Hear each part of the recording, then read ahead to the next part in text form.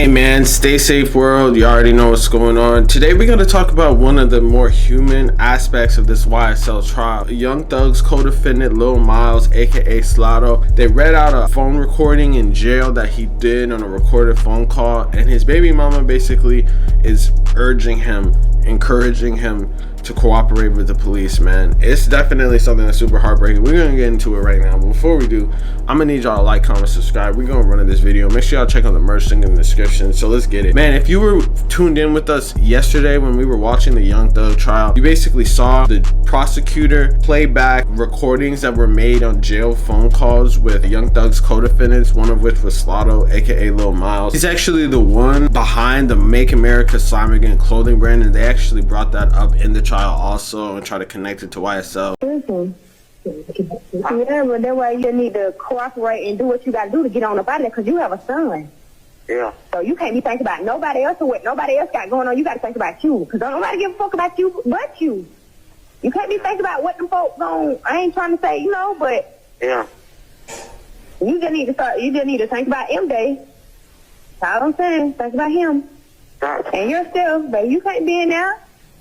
Is she crying for that? The prosecutor was basically trying to prove the phone calls are relevant because of the fact that he was talking about a gun, and like they said a phone that they were trying to hide, like on the recorded call with his grandma. I mean, he didn't really say it like that, but he was like, get that thing and take it out. And he said, not the gun, leave that, which could be talking in code or something like that. And that's what the prosecutor was trying to say.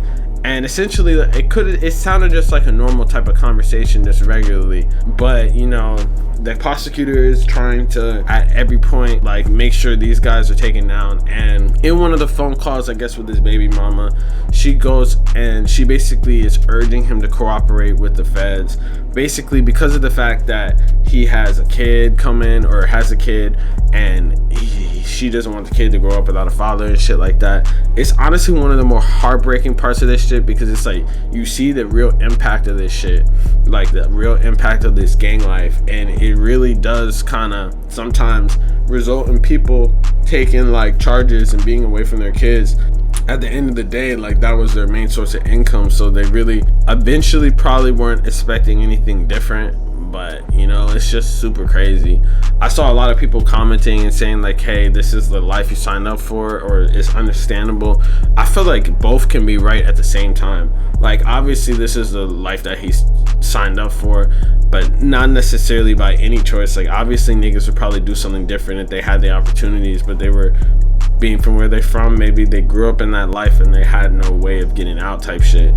And people saying that the baby mama could have essentially just like led him to do something better with his life. I mean, that's true also, but it's like when if they're getting checks for whatever, it definitely feels different than working at fucking McDonald's or some shit like that. So it's just like, it's like a super crazy like aspect of this shit, and you only really see it when watching the trial. But like it's just crazy. Basically this dude is accused of a murder that occurred, and they're trying to tie it with Young Thug, and I really just feel like it's never a good sign when the person that is your co-defendant is being accused of murder. And I don't know if this is the murder of Big Nut really, or how exactly procedurally they're able to be co-defendants while everyone isn't. Maybe they chose to, but like at least Young Thug is basically vouching and helping him get a lawyer who's fighting for him. But at the end of the day, the trial starts on January 5th. Right now, these are just hearings trying to decide what type of evidence and stuff is going to be excluded and going to be used. So it's just definitely a crazy time in hip-hop, man. But hey, let me know in the comments what y'all think about that shit. Real stay safe shit. You already know what's going on. Make sure to like, comment, subscribe. Peace.